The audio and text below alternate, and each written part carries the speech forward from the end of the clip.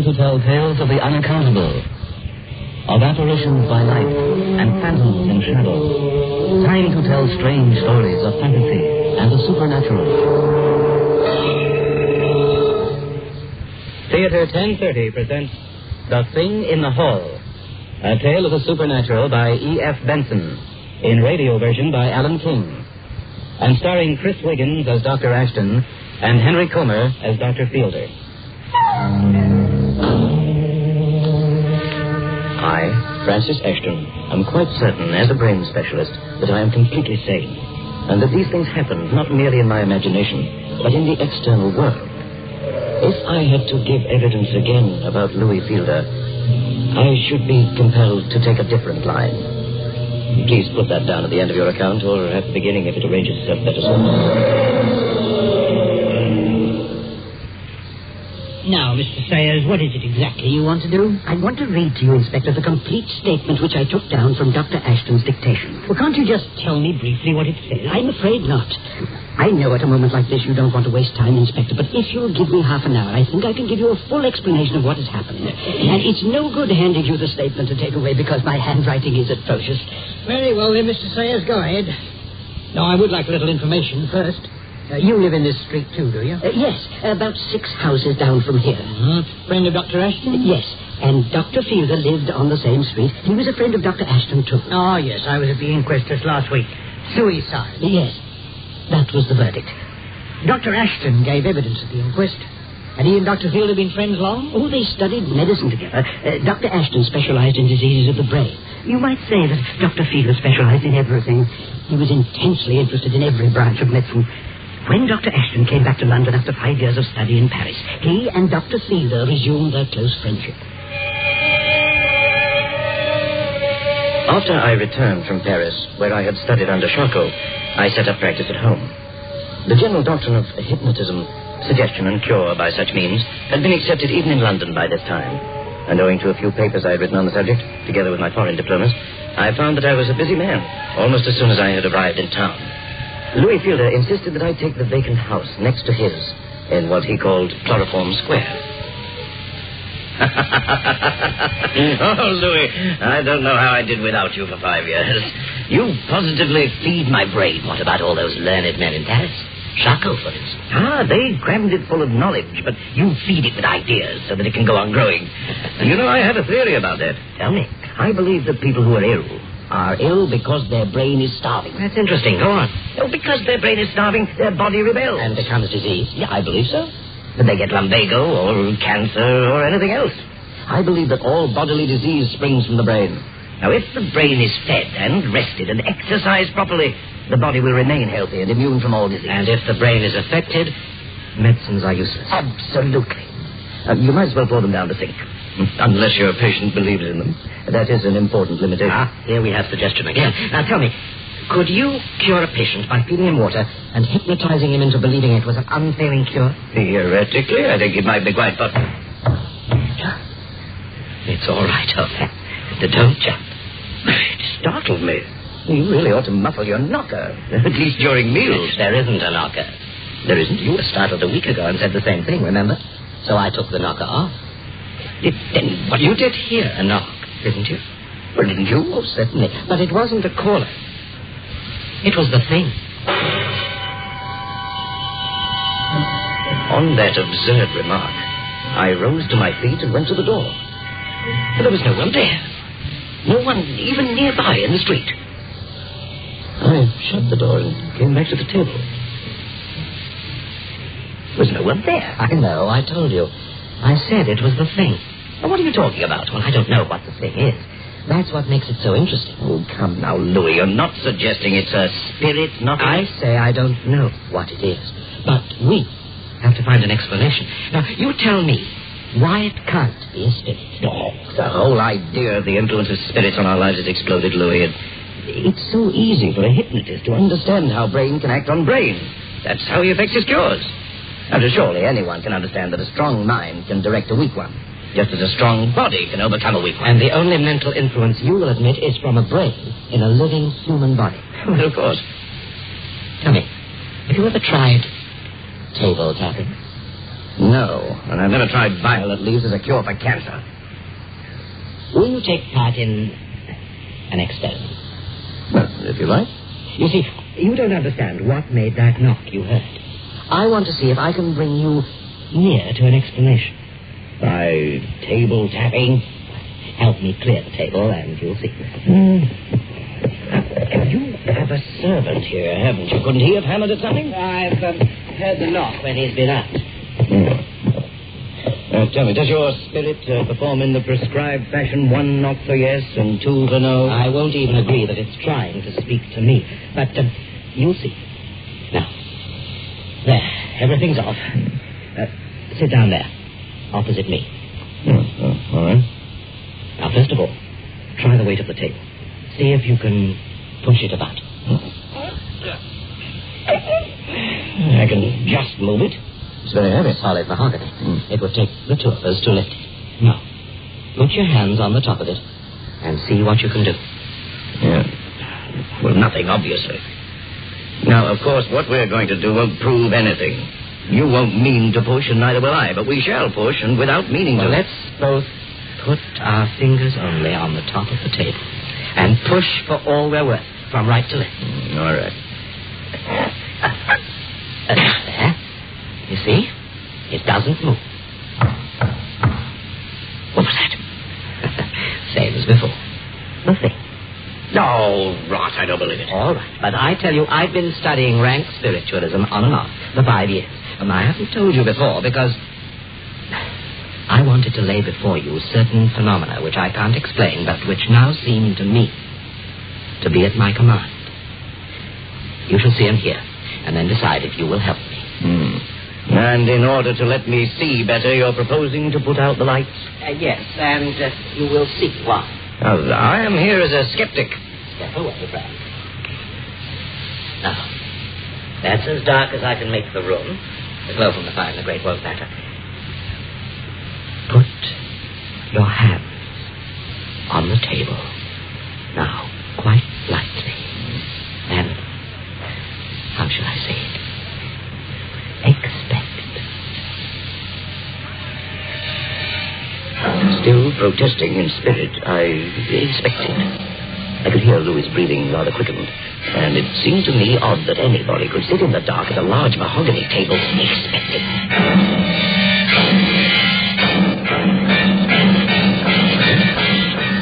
Through my fingertips, laid lightly on the table, there began to come a faint vibration.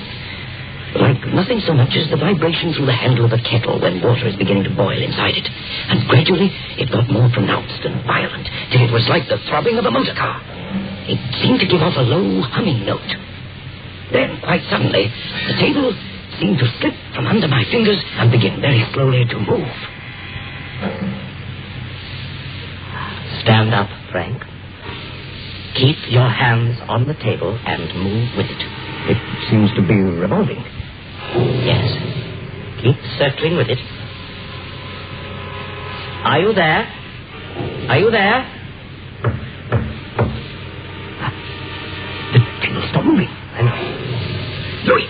Oh, what's that light? I see it, moving across the table. Like a firefly. There's another and another. Shh.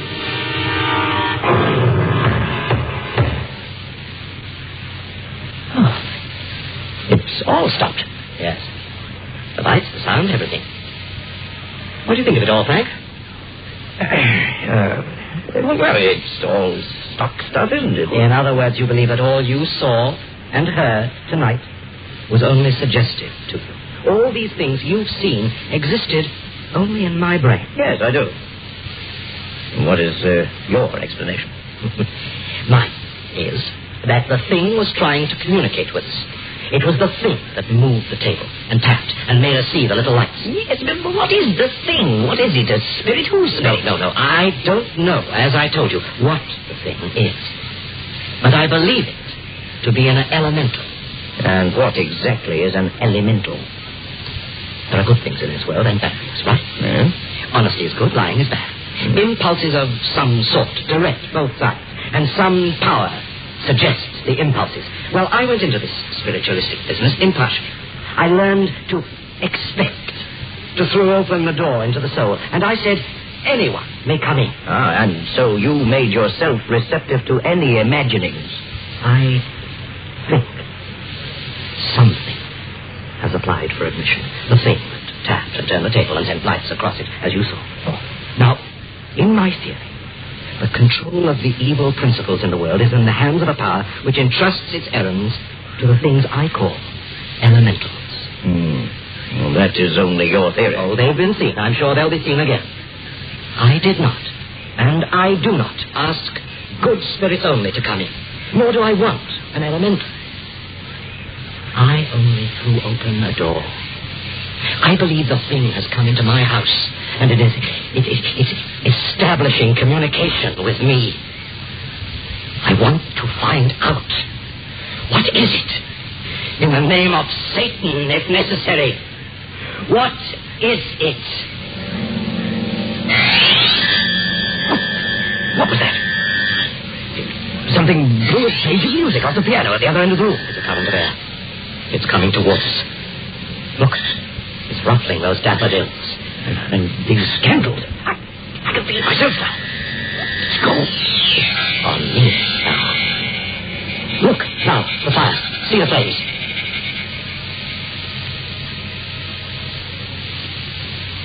Funny, wasn't it? Has the elemental gone up the chimney? Oh, no. The thing only passed us. It only... Frank, what's that? Look, there, on the wall. Huh? I see it. It's like a shadow. It's the shadow of an enormous slug. See? At one end, a sort of head. There's a loving tongue up to the mouth. It's moving slowly. No. It's fading. It's just going away.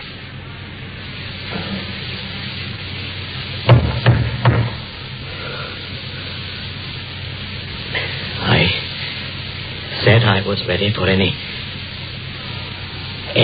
visitor to come in. And by heaven, we've got a beauty.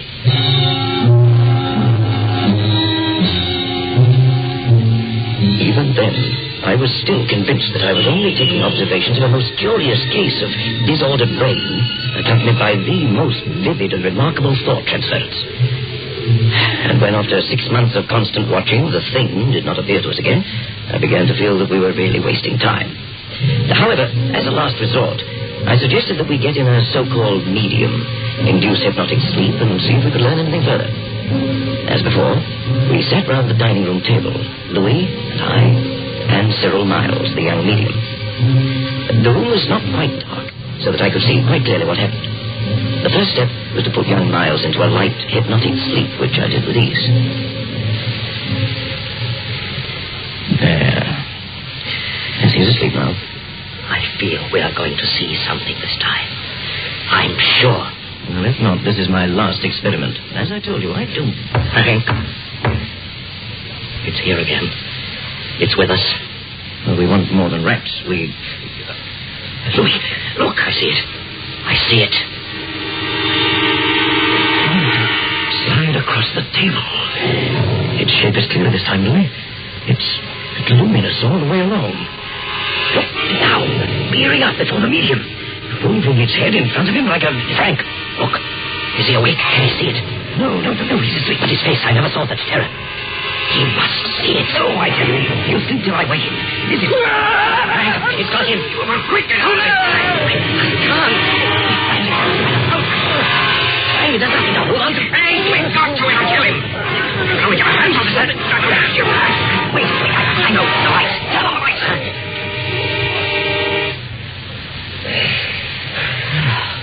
Light. It's gone. Medium. On the floor, Frank. Is he dead? I don't know. Help me out with him. Here, into the chair. That's it. Frank, look at his throat. Those marks, see? 2 little punctures. They're bleeding slightly. I'll see if I can wake him.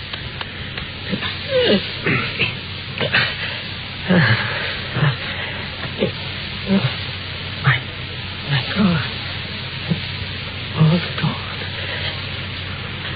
What happened? It's all right, Miles. My throat seems to be Yes, what? It's nothing. Do you not remember what happened to you? No, I never have any recollection of what happened to me in the trunk. That's elementary, Louis. A hypnotic sleep is different from ordinary sleep in that no recollection whatever persists. My throat. It's a little painful. Was there something? A struggle?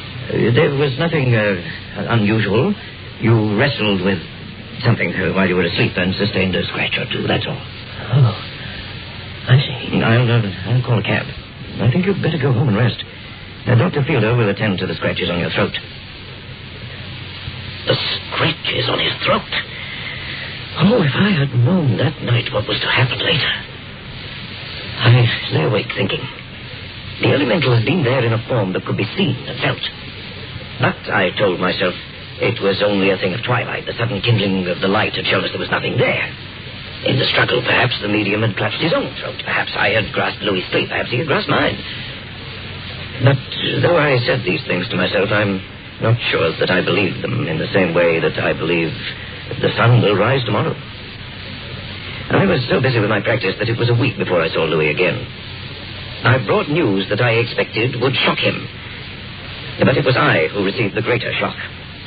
I thought I noticed a change in his appearance, but it was not until I had announced my news that the full realization came upon me. Have I seen the evening paper? No. What does it say? It's about Cyril Miles, our young medium. He died this morning of blood poisoning. Good. Louis. I say good. We have our proof now, haven't we? Our elemental is no longer a thing of our imagination. It exists. It has power. And this is the proof. Our elemental? It's no thing of mine. Oh, yes, it is.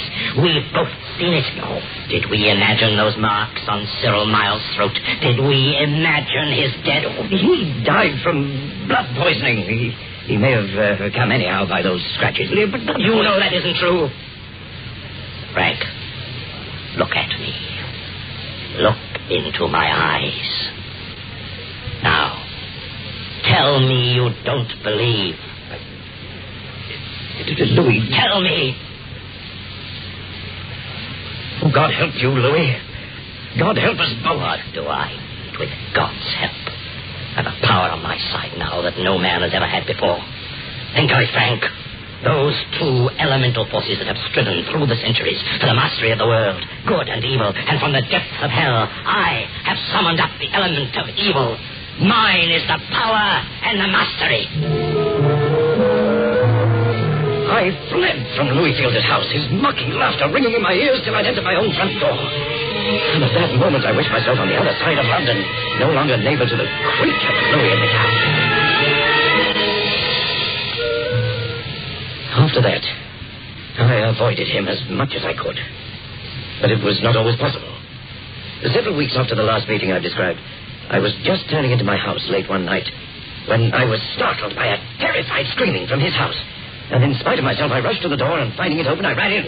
And the sounds had stopped by the time I found him. Louis, what's the matter? What's been happening? You heard, did you? What did you think it was? My elemental got out of control. Louis, what were those screams? What? Oh, good heavens. Now you see it. A moment too late. I couldn't prolong its death any further. The cat. Louis, what have you done? Material for a scientific paper, my dear doctor. Trying to get to the bottom of the ridiculous myth that a cat has 9 lives. But you out of your mind. 9 lives. Silly, isn't it? There are grounds for the belief, though. I proved that. A cat hangs on, Frank, hangs on. Hates to give up. I was trying to see how much pain it could stand before it would give itself up to death. Torture. But isn't that what cats do with mice? The cat and mouse game, Frank. Only I was the cat, and my cat was the mouse. Only fair, isn't it? Does a cat and a mouse horrify you? Then why should I? Louis. The power, Frank. The power. More than ever, I tried to avoid him. But he was hard to forget. I thought of moving, but something held me to that place. I knew that sometime something had to be resolved. But before the end came, I spent one more evening with Louis. Strange stories had begun to come to me, stories of his depravity in all branches of his life and morals. It was becoming a matter of common knowledge. I would shudder as I passed his house, expecting I knew not what fiendish thing to be looking at me from the window. And then, one night, as I came home and entered my living room, there he was, seated in a comfortable chair, grinning evilly at me as I stood in the doorway. Come in. Make yourself at home. Louis? It's all right, I didn't break in. Your housekeeper admitted me. Oh. Aren't you going to sit down? Yes, of course. As a matter of fact, now that you're here, there is something I want to say to you. Good. Fire away. Well, I won't be subtle. I've heard things, Louis. Everywhere in town there's talk of you.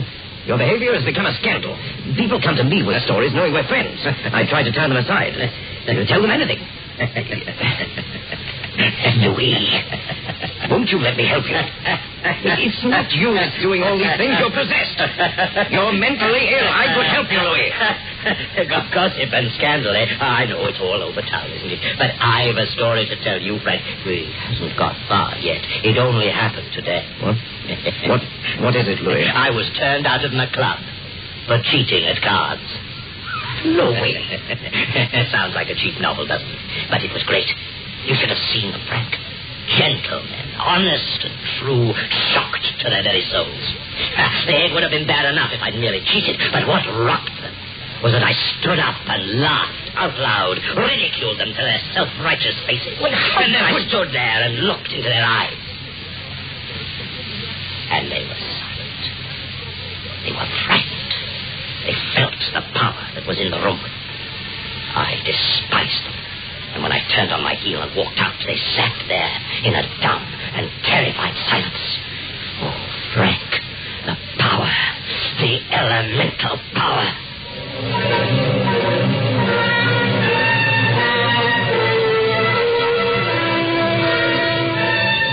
I never saw him again.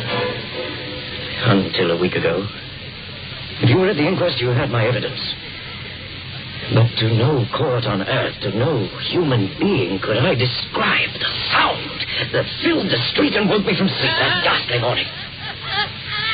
I ran out of the house in my pajamas, out into the street, and the policeman on the beat had heard it too, and together we burst open the door into Louis' house.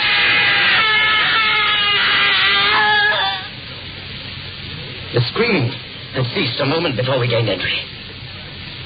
He was there in the hall, dead when we reached him. Both jugulars were severed and torn. It was dawn, early and dusky, when I got back to my house next door. Even as I went in, something seemed to push by me. Something soft and slimy. It could not be Louis' imagination this time. Since then, I've seen glimpses of it every evening. I'm awakened at night by tappings. And in the shadows of my room, there sits something more substantial than a shadow.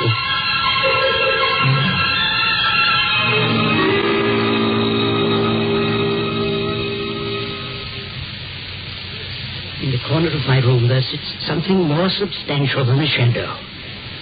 That is the end of the statement Dr. Ashton dictated to me, Inspector. Exactly when did he give this statement to you, Mr. Sayers? He finished dictating about an hour before I met you here in his house. Were you the first to get there? Yes. One of the neighbors summoned a constable, but it was 5 minutes before he arrived. Will you tell me exactly what happened? Well, I heard a terrible cry. It seemed to fill the street. It must have been like the one he describes that he heard the night Dr. Fielder died. Were you awake? Yes. I was reading over his statement.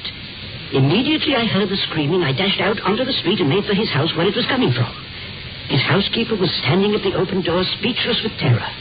I pushed by and made my way to his study. Where was Dr. Ashton? On the floor in the study. He could have been dead at the most 2 minutes. There was no need to make an examination. I could see his throat from where I stood. Both jugulars were severed and savagely torn.